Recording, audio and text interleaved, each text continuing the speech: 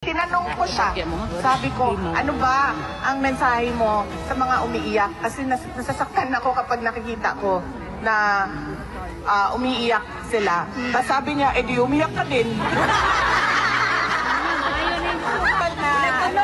Yung sense of humor niya. So sabi niya, edi umiyak ka din. And sabi ko sa kanya, alam mo, wala akong masasolve na problema kung iiyak ako. Tama. Yeah, tama!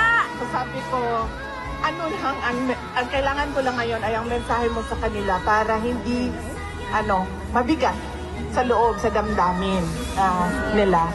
At sinabi niya na, as a Filipino,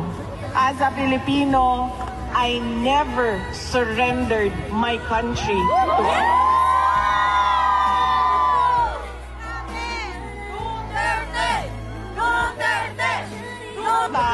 sinabi niya, wala kayong kasabi na meron akong Pilipino na binigay sa mga dayuhan.